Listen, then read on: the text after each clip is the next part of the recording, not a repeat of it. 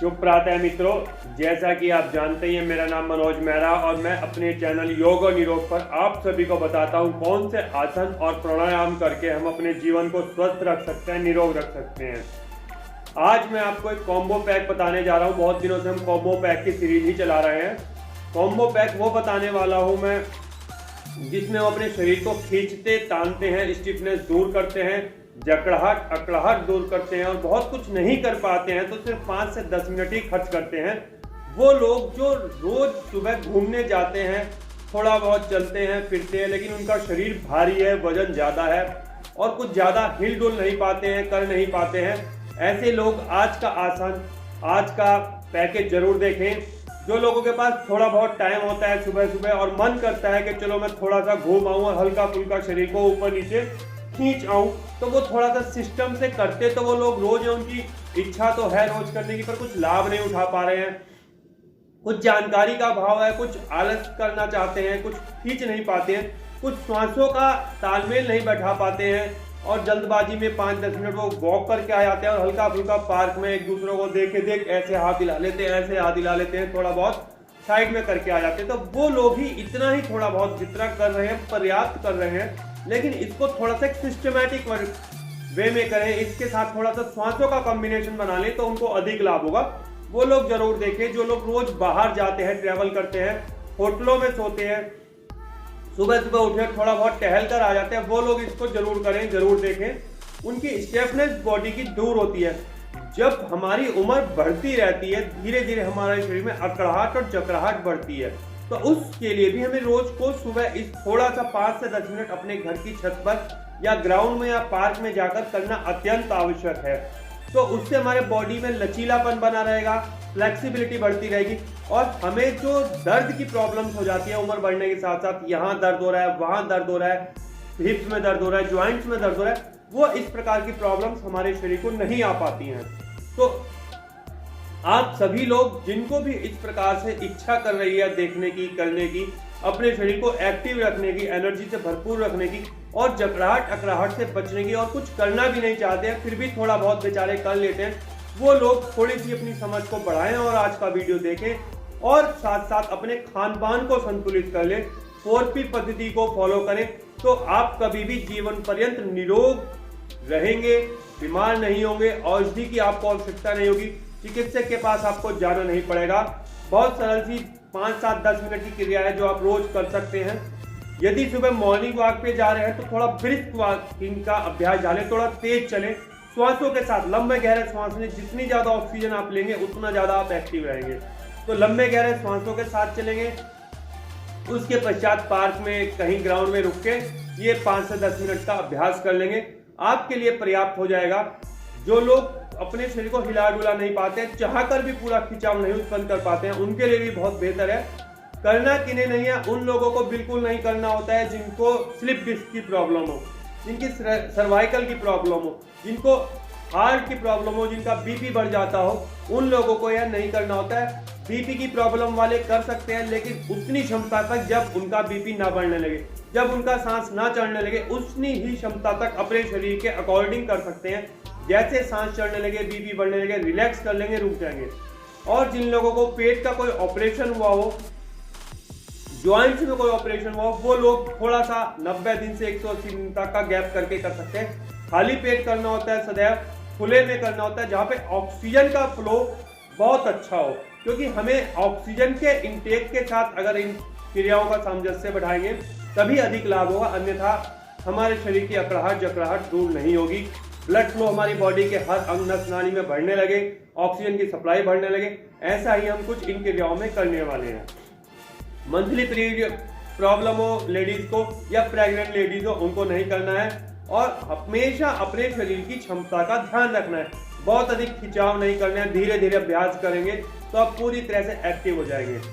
तो जो लोग घूमने जा रहे हैं वो ब्रिस्क वॉकिंग करेंगे, पहले शरीर वार्म अप हो जाएगा। जो लोग नहीं जा रहे हैं वो हल्के हल्के ऐसे कहीं पर एक जगह, घर पे, छत पे, कहीं भी इस प्रकार से कदम ताल कर लेंगे, हल्के हल्के 2 से 4 मिनट 5 मिनट कदम ताल करें। जब उनको लगने लगे कि मुझे कुछ थकान होने लगी है तो फिर इसको रोक देंगे और फिर जो मैं बताने वाला हूँ वो करेंगे।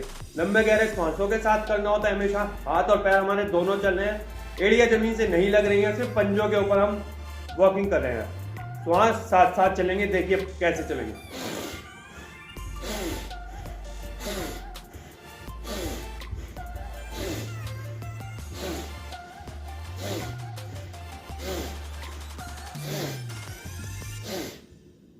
जब लगने लगे श्वास चढ़ रहे हैं, रुक जाएंगे, थोड़ा सा रिलैक्स करेंगे, हल्का सा रिलैक्स करेंगे।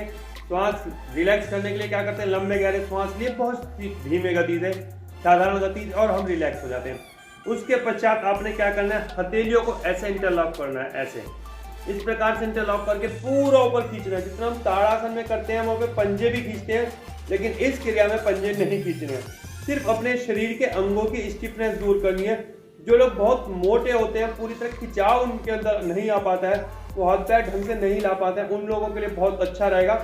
रोज रोज अभ्यास करेंगे, वो स्लिम ट्रिम हो जाएंगे, उनका डाइजेशन अच्छा हो जाएगा, उनकी पूरी बॉडी के अंदर एक मूवमेंट अच्छी आ जाएगी, ऑक्सीजन का फ्लो बढ़ जाएगा।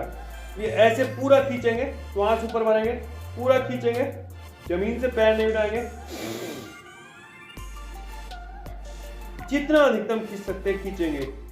फिर इस यहीं पर हम श्वास छोड़ते नीचे चले जाएंगे, नीचे जाएंगे, हाथ यहाँ तक रह जाएंगे, यहाँ तक जाएंगे, जहां तक जाएंगे, कोई जल्दी नहीं, कोई जबरदस्ती नहीं, नीचे तक नहीं जाएंगे। कोई जो नहीं, मोटे आदमियों से नीचे नहीं जा पाते हैं, लेकिन धीरे धीरे उनका फैट कम होगा तो वो नीचे जाएंगे। अभी जिनकी बॉडी में स्टिफनेस बढ़ी हुई है वो भी नीचे नहीं जाएंगे, पेन बढ़ेगा। जहां तक आपको लगने लगे खिंचाव मैं बर्दाश्त कर पा रहा हूँ, उतना ही करेंगे, पहले दिन अधिक नहीं करेंगे। धीरे धीरे अभ्यास बढ़ाते बढ़ाते आप नीचे जा पाएंगे। ऐसे जितने भी आप नीचे जा पाए, हाथ जमीन तक पहुंच जाए, आपका टारगेट रहेगा। रुकेंगे 10-20 सेकंड, 30 सेकंड, फिर वापस आएंगे, श्वास भरते हुए ऊपर जाएंगे, श्वास भरेंगे, नीचे जाएंगे, श्वास छोड़ेंगे। ये आपका एक ऊपर से नीचे तक का एक सर्कल पूरा हुआ। फिर श्वास भरते हुए साइड में जाएंगे, हाथ दोनों कान से चिपके रहेंगे, दृष्टि सामने रहेगी, नीचे की तरफ नहीं देखेंगे। साइड के फैट को खिंचाव आएगा, पेट की साइडों में खिंचाव आएगा, हाथों में खिंचाव आएगा, गर्दन में खिंचाव आएगा। फिर धीरे धीरे वापस आएंगे, फिर साइड में जाएंगे, श्वास भरते हुए।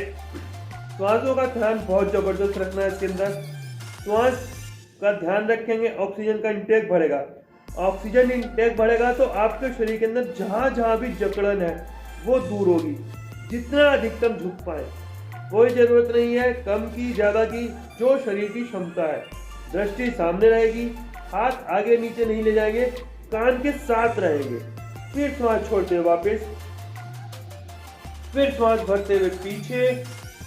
ये हमारा चारों सर्कल हो जाते हैं। घुटने नहीं मोड़ेंगे पीछे जाते हुए। बैक में पेन है तो बहुत अच्छा रहेगा, बढ़ने लगेगा, रोक ले, लेकिन बैक पेन हमेशा के लिए दूर हो जाएगा जैसे जैसे आप इसका अभ्यास बढ़ाएंगे। आज बैक में ज्यादा पेन है, पेन बढ़ रहा है तो ज्यादा नहीं करेंगे, लेकिन धीरे धीरे आप अभ्यास करने लगेंगे। आपकी बैक बोन में, मसल्स में इतनी मजबूती आ जाएगी, इतनी फ्लेक्सिबिलिटी आ जाएगी, कभी बैक पेन नहीं होगा। बैक पेन का मेन कारण यही होता है कि हम आगे झुकने के अभ्यास करते हैं, पीछे के नहीं करते हैं, और अगर हम पीछे झुकने का काम करने लगे तो हमें बैक पेन नहीं होता है। हाँ, अगर आपकी स्लिप डिस्क की प्रॉब्लम है तो आपको नहीं करना है, सिर्फ किसी ना किसी योग शिक्षक की देखरेख में करना है, उनको कंसल्ट करना है, उनसे राय लेनी है, उनके सामने करना है। ये एक राउंड हुआ है हमारा। श्वास भरते हुए नीचे गए थे, फिर ऊपर आए थे, फिर पीछे गए थे, फिर साइड में गए थे, फिर एक बार लेफ्ट साइड और एक बार राइट साइड। दोबारा से करते हैं। श्वास छोड़ते हैं नीचे,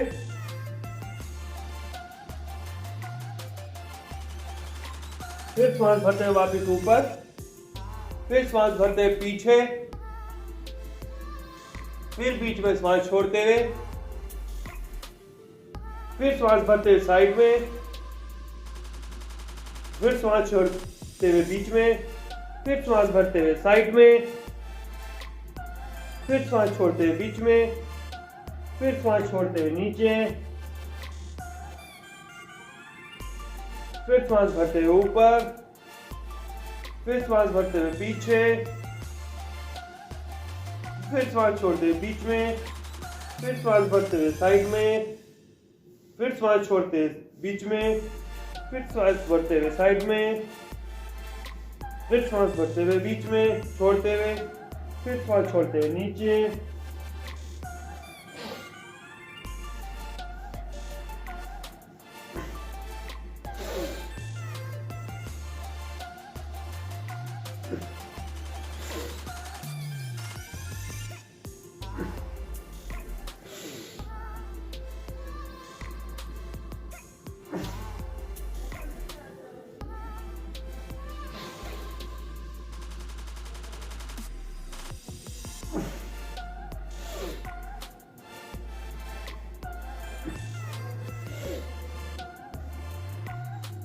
जब हम शुरू में करेंगे तो हमारी कलाइयों में, कंधों में, हाथ ऊपर खींचने से थोड़ा सा ब्लड का सर्कुलेशन अटकेगा।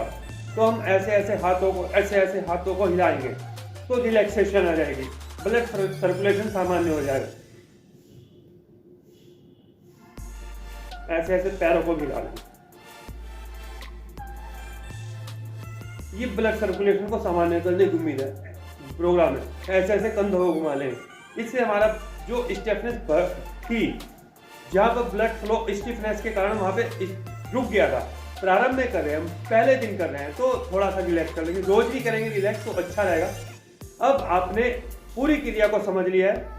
ये बहुत ही लाभदायक क्रिया उन लोगों के लिए जो थोड़ा बहुत वॉकिंग करते हैं। पार्क में जाके बैठना उनको पसंद नहीं है, प्राणायाम करने के बाद उनके पास टाइम नहीं होता है, बहुत ज्यादा वो कर नहीं पाते, तो 5 से 10 मिनट प्रतिदिन खर्च कर ले तो उम्र बढ़ती रहेगी उनकी, लेकिन बॉडी में स्टिफनेस नहीं बढ़ेगी, फ्लेक्सिबिलिटी रहेगी, उनका वजन कम हो जाएगा, एक्स्ट्रा फैट डिजोल्व हो जाएगी, उनका डाइजेशन बहुत अच्छा हो जाएगा। क्योंकि डाइजेशन अच्छा होता है जब हमारे आगे पीछे झुक रहे हैं, पेट की नसों में खिंचाव आ रहा है, पिंडों में खिंचाव आ रहा है, बैक थाइस में खिंचाव आ रहा है, तो इससे हमारा डाइजेशन अच्छा हो जाता है। श्वासों के साथ कर रहे हैं तो हमारे लंग्स अच्छे हो जाते हैं। तो यानी कि इंटरनल भी हमारी एक्टिविटी ऑर्गेन्स की बढ़ती है और एक्सटर्नली भी ऑर्गेन्स की एक्टिविटी बढ़ती है। ओवरऑल जिन लोगों के पास समय कम है, जो लोग अधिक करना नहीं चाहते हैं, वो लोग रोज कर सकते हैं। पहले दिन, दूसरे दिन, तीसरे दिन धीरे धीरे अभ्यास बढ़ाएंगे। पहले दिन ज्यादा कर लेंगे, दिन में शरीर में दर्द होगा, कड़ाहट आपको लगेगा बढ़ गई है, आप दूसरे तीसरे दिन आएंगे नहीं। इसलिए मैं आपको बार बार कह रहा हूं, आपके जीवन में, आपके लाइफ में ये एक कंटिन्यूटी रोज के लिए बन जाए। आप इसको रोज करें, बेनिफिट ले, दवाइयों से बचें, डॉक्टर से बचें, तो आप इसको थोड़ा थोड़ा रोज के लिए आदत बना लें।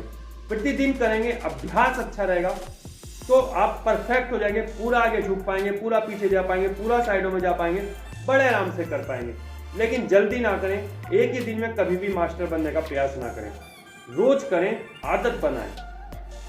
छुट्टी मारे, रोज सोचते हैं कल करूंगा, हफ्ते में 1 बार चले गए, 15 दिन में 2 बार चले गए, कुछ फायदा नहीं होगा। जैसे हम रोज खाना खाते हैं, जैसे हम रोज ऑफिस जाते हैं, जैसे हमें दुकान पे रोज काम करना होता है, उसी प्रकार से हमारे जीवन में कम से कम थोड़ा बहुत समय योगा के लिए, आसन के लिए, वॉकिंग के लिए आवश्यक है। हमें फ्रेश ऑक्सीजन मिलेगी तो हमारी बॉडी अच्छा वर्क करेगी। और आप यह भी समझ सकते हैं, आजकल पॉल्यूशन के समय फ्रेश ऑक्सीजन मिलना बहुत मुश्किल है, तो सुबह के समय तो थोड़ा सा फ्रेश ऑक्सीजन आपके शरीर को मिल ही जानी चाहिए, ताकि आप स्वस्थ रह सकें, ताकि आप निरोग रह सकें। और जो लोग कहते हैं कि मेरे पास तो टाइम नहीं है, उनके लिए भी बहुत आवश्यक है। जब आपके पास टाइम नहीं है तो आप डॉक्टर के पास कैसे जाएंगे, आप दवाइयों खाने का टाइम कहां से लाएंगे? तो ये 10 मिनट 20 मिनट सुबह खर्च कर लें और स्वस्थ रहें, निरोग रहें। आशा करता हूं आज आप सारी बातें समझ गए होंगे। निरोग रहना चाहते हैं, स्वस्थ रहना चाहते हैं तो थोड़ा सा प्रयास और कीजिए, अपने आस पड़ोस को, अपने मोहल्ले को, सभी को बताएं, वो लोग भी स्वस्थ रह पाएं, वो लोग भी निरोग हो पाएं। मेरे वीडियो को अधिक से अधिक शेयर करें, हमारा समाज स्वस्थ बने, हमारा राष्ट्र स्वस्थ बने, ऐसी हमारी एक सोच है जिसमें आप हमारा सहयोग कर सकते हैं। सभी जगह इनको वीडियोस को शेयर करेंगे तो सभी प्रयास करेंगे, अपने जीवन में फॉलो करेंगे। उन लोगों को थोड़ा सा कन्विंस भी करें कि मुझे लाभ हुआ है, आप लोगों को भी लाभ हुआ, इनको फॉलो करें। अपनी जीवनचर्या को, अपनी दिनचर्या को थोड़ा सा योग के साथ, थोड़ा सा आहार के साथ सामंजस्य बैठाते हुए निरोग जीवन जिए। आज के लिए काफी है मित्रों। जय हिंद, जय भारत। स्वास्थ्य उत्तम हो आपका, जीवन पर्यंत निरोग रहे, बिना चिकित्सक की सहायता के, बिना औषधि की सहायता के लिए। यह कहते हुए